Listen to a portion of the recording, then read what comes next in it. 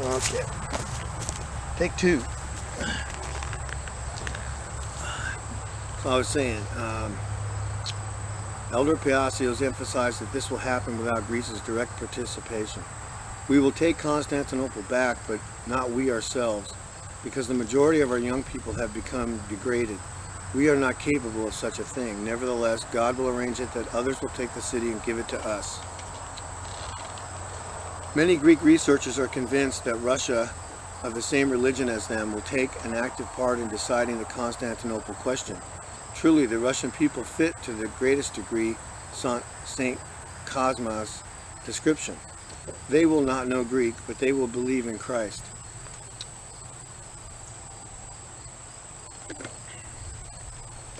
Thirsty business. Talking. One day a group of children, students of the Athanadia, decided to go. I'm sorry if I chop those words up, but it's, they're a little different. Decided to go to the elder and ask him whether the Greeks will take Constantinople and will they, the children, live to see those times. They came to Friar Pasios Kaliva, took their treats, but were afraid to ask the question. One made a sign to another, and he to a third. But in the end, no one could bring himself to ask the elder. Then the elder said to them himself, "Well, young fellows, what did you want to ask about Constantinople? We'll take it, we will, and you will live to see it. The Antichrists, that is the Turks, as he calls them, will leave, but they will return, and then you will chase them to the red apple tree." In Greek folk tradition, the red apple tree is the name for Kokina Mylia, a place somewhere in Mesopotamia where the Turks will be driven after the liberation of Constantinople. Of course, now it seems to us that the liberation of Constantinople, just like the breakup of Turkey along with the strengthening of Russia, are almost impossible. But let's not forget that that all is possible to God, and the situation in world politics can make a 180-degree turnaround at any moment. One day, Mr. D.K. visited Elder Pasios. At that time, the USSR was a strong and seemingly invincible world power, and no one could even suppose that it could be destroyed. This was in the Brezhnev era. But Elder Pasios said to him by the by, "You will see that the USSR will break apart." Mr. D objected. "But Garanda, who could break apart that enormous might? No one would even dare to touch its toenails. You'll see." The elder foretold that the breakup of the USSR will be obvious even to Mr. D, despite his advanced age. The elder went on, "Know that Turkey will also fall apart. There will be a war that will last 2 periods. We will be the victors because we are Orthodox. Garanda, will we suffer losses in the war? At the most they'll occupy 1 or 2 islands, but they will give Constantinople to us. You'll see, you'll see. The Turks will leave, but they will return again and reach Hexamelia. 1/3 of them will perish, 1/3 will come to believe in Christ, and another third will go to Kokini Mylia. No one can explain this, and all make mistaken suppositions. They say that Hexamelia is in Langadas, Kilnis, in Thrace, in Corinth, but no one knows that what the saint was talking about is the 6 miles of territorial waters. Once I met Elder Pasios, who was somewhat disturbed and upset. He gave me some treats and then began the conversation himself. Certain people came to me and said that a war will start. The Turks will enter Greece, and they will chase us 6 miles to Corinth. That is how they explained the prophecy of St. Cosmas of Aetolia with their corrupt thinking. Although I don't like to talk on the theme of prophecies, they forced me to explain to them the meaning of the 6 miles about which St. Cosmos spoke. This is none other than the 6 miles of the sea shelf. It is what we and Turkey have been gnawing at each other about in recent years, and about which we will finally lock horns. But they will not enter Greece. They will only advance to these 6 miles. But then they will meet with great calamities from the north, as it is written, and all their plans will collapse. Today, reading prophecies is the same as reading the newspaper. They are so clearly written. My thoughts tell me that many events will take place there. The Russians will occupy Turkey, Turkey will disappear from the map because 1/3 of the Turks will convert to Christianity, a third will perish, and a third will head for Mesopotamia. The prophecies of St. Cosmas and Pasios talk about how a third of the Turks will become Christians. It is notable that even now there are many crypto-Christians amongst the Turks. Many pilgrims who have been to Turkey tell about how during their travels, people would come up to them, ask them for icons, prayer books, and look for opportunities to confess and receive communion. Then it will come, when there will come 2 summers and 2 Pashalias together. For a long time, the meaning of this prophecy was hidden from us, and only at the end of the 20th century did Elder Pasios shed light on St. Cosmas' words. They started telling me what St. Cosmas had said. Then it will come, when there will come 2 summers and 2 Pashalias together. They say that now, when Pascha coincided with the Annunciation and the last winter was like summer, it means that the Turks will attack Greece. We've all become prophets, Father, and explain things with our minds however we want. Here I was forced to tell them that when St. Cosmas said, "Then it will come," he didn't mean the Turks at all. He meant that liberation will come for the people of North Epirus. And truly, after this year, after so many years, the borders were open, and now they can more or less be connected with their fatherland. My Father, I understood that these people bring very great harm by explaining the prophecies with their poor minds. And more than that, they pass on their false thinking to others.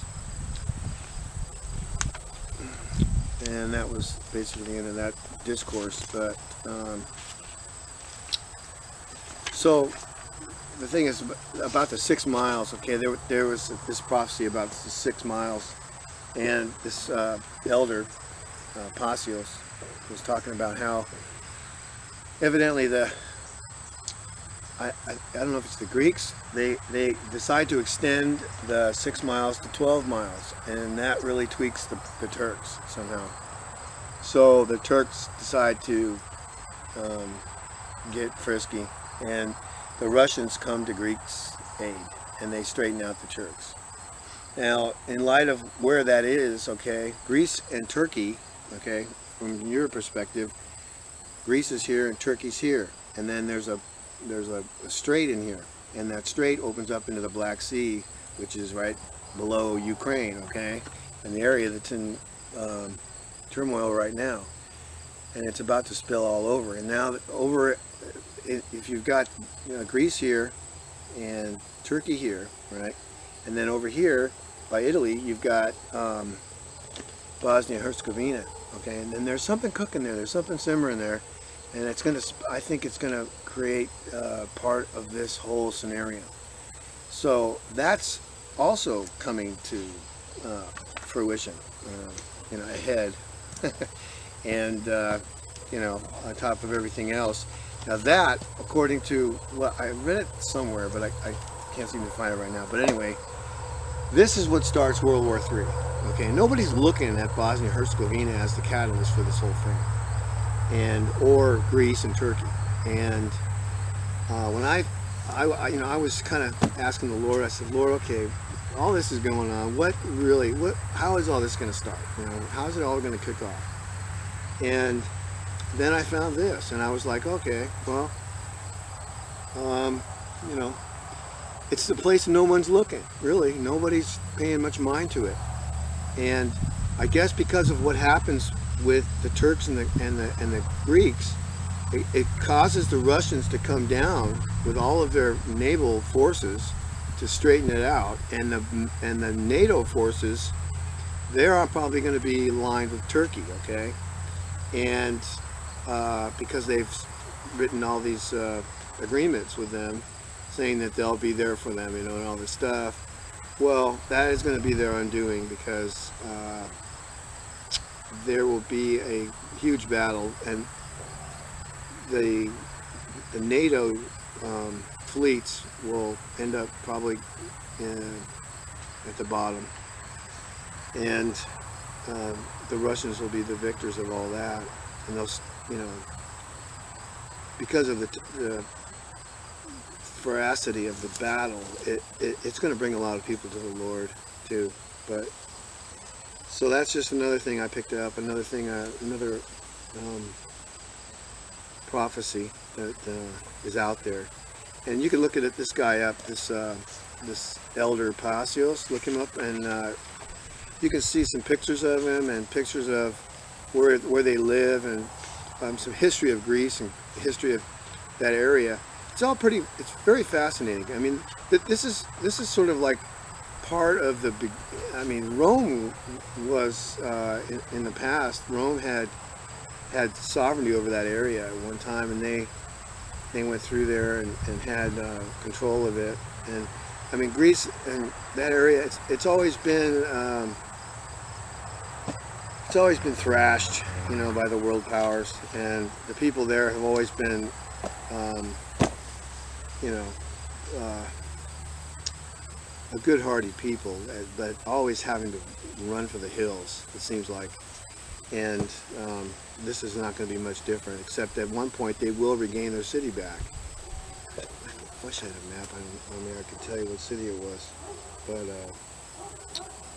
gosh, my history's a little lame on that. But it's the big city right there in just as you go into the Black Sea.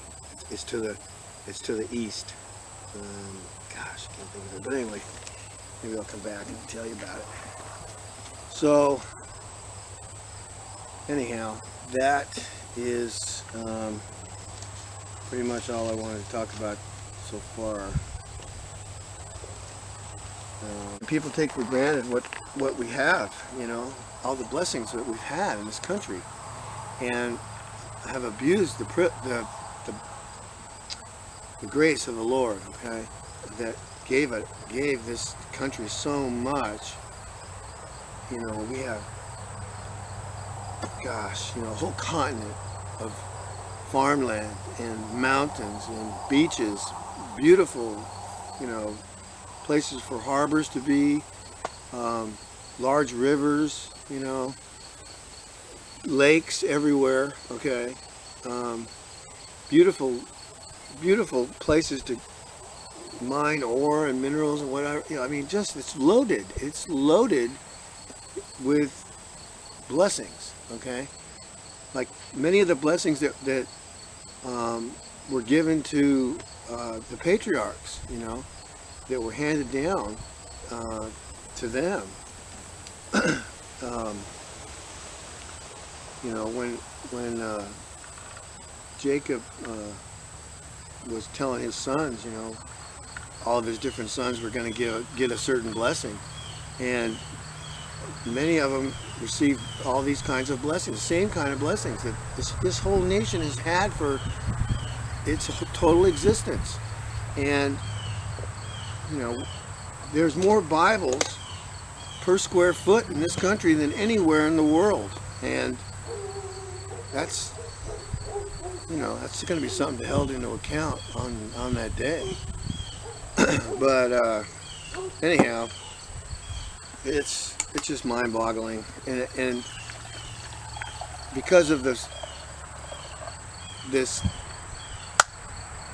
refusal and stiff-neckedness of people to, you know, not heed the warnings. 9/11 was a huge wake-up. Hello, you know, Houston, we have a problem here, and you need to straighten it out. And that lasted a couple of weeks, you know, but you know, regardless who did it or whatever, how it was still a warning shot across the bow. And for the most part, the American people just went on about their business, you know, doing whatever the hell they wanted to do. And so now here we are, you know, and it was the same with Israel, okay? They got a shot across the bow too. And then about 20 years later, you know, the Lord said that's enough, okay? And he hammered them and dispersed them and sent them elsewhere, and gave the land to other people. And that's what he's going to do here. Coffee. What a blessing that is, too, coffee. I ain't going to miss it. But, so it's like, I mean, gosh, look at, you know, we're still, even though we're under judgment, and we're getting more and more under judgment, there's still blessings when you look around. It's just, beautiful, you know, and the little, it's the little things. I mean, we're only going to be here for a short while, really. Our lives are like a vapor, you know. We're here and gone in the big realm of eternity, the big wheel of eternity. Okay, we're just one little tiny sliver of a sliver of a sliver in time of this whole thing. And from, you know, 10, 12,000 years ago, whatever it was, as far as the reign of man here, you know, 6,000 years from Adam. But there was other things going on before that they're finding out about. But because the earth was without form and void. Why? You know, because maybe it got annihilated. But there were, you know, there could have been wars before, and I have a feeling there were nuclear wars, atomic wars, you know, whatever. And there were civilizations. They may not have been of the, they were not descended from Adam, okay? They were descended from somebody else. And some of these were, definitely the fallen ones were involved in all this. With the, I mean, look at the other planets, you know, they're pockmarked with some explosion out there, and the asteroid belt is out there for a reason too. It probably was a planet, and it didn't make it because there was a battle. And the Bible speaks of a battle, a couple battles that happened. Rahab, you know, Rahab, whatever. And anyway, so we're just here for a little speck of a moment, and you know, the more I learn, the more I realize I don't know, and that's just the way it is. So, but we're going to need to really be in His Word deep, okay, a lot, and you're going to have it'll just be there in your memory cells, and when the Lord decides you need a piece of it, it'll come right to your memory. That's how it works, you know. And it's in your, it's your, the more of this is the living thing, okay? This is Jesus Christ. And He said, you know, eat my flesh and drink my blood and all this. Well, that's what He's talking about here. It's not rocket science. You know, read His Word, and it's better to read it or hear it, because it just soaks in better, you know. And you know, keep it simple, okay? Because there's going to be a lot of minutia out there trying to complicate things and get you all wrapped around the axle about it. But the Lord's made it so that you know, anybody can get it. Anybody that seeks Him hard enough and you know, loves the Lord your God with all your heart and mind, soul, and strength, and gives it all you got, you're going to find Him, and you're going to walk with Him. It's awesome. You walk with Him, and sometimes, you know, He plays silent. You know, He's testing you. So just hang in there. He'll come, you know, He'll let you know, and He'll put you through the ringer. Okay, expect to be put through the ringer, because He's gonna refine you. He's gonna make you more useful to His kingdom. And the only way to do that is to grind on you a little bit, because you're like a piece of coal, okay? And He's going to turn you into a diamond. Well, that takes some pressure, you know. It takes some heat. So, but just hang tough and do it and get through it. And then, you know, I call it God's Navy SEAL training. And I tell you what, it's pretty rough, but he's if you continually seek Him about it, He'll comfort you and get you through it, and then you'll realize, you go, oh wow, and he'll man, He gives you, if you go through a wilderness, He's always going to give you something, you know, huge, okay? And it's not, I don't mean like material stuff, but I'm talking about a revelation, you know, of whoa, you know, you just go, whoa, that's what it's about. Oh, okay, that's what, you know. Anyhow, so pray for each other and love each other and do all you can with what you got. And what is the date today? It's the 3rd of August, or September, I'm sorry, September 3rd. So 9/11's coming up, and you know, I have mixed feelings about that, but you know, these scumbags, they like to pull weird crap on certain anniversaries of certain things, and their twisted little plan. Okay, so you know, just take it with a grain of salt, though. You know, just keep doing what you got to do, and you know, just keep praying about it. I mean, the Lord loves answering questions. He loves answering prayers. Okay, so the more you ask, the more you pray, the more you'll get answers. And so, you know, and He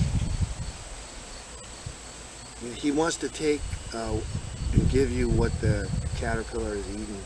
Okay, He wants to renew you, and it's an awesome, wonderful thing. Okay,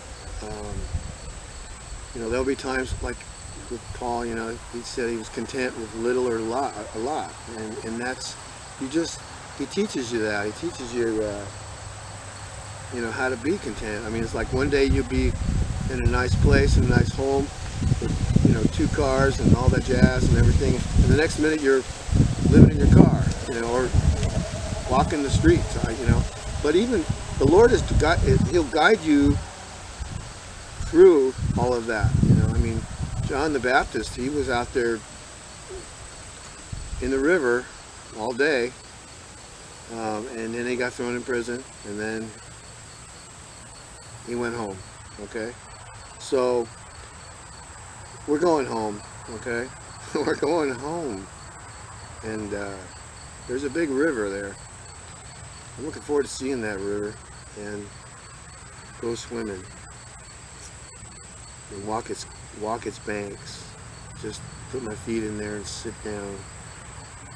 And there's a lot of folks there, a lot of good folks. You know, the more you read the other thing I've picked up, the more you soak this up, the more you get to know these people, and they become like they are. When you read, I don't know, it's hard to explain, but they're like friends. They're like old friends, and they've always been old friends, even before we were born. They knew of us somehow. I don't know how that is, but I just know. And you know, they're looking forward to meeting us, and I'm looking forward to meeting them. And they, you know, the library there is immense. Okay. So anyhow, I'm gonna sign off and maybe do a little shooting and pray, and I'll think of something else. I know there's something else that's pinging at me. I can't think of what it is right now, but I wanted to talk about. But so, this Manny around signing off.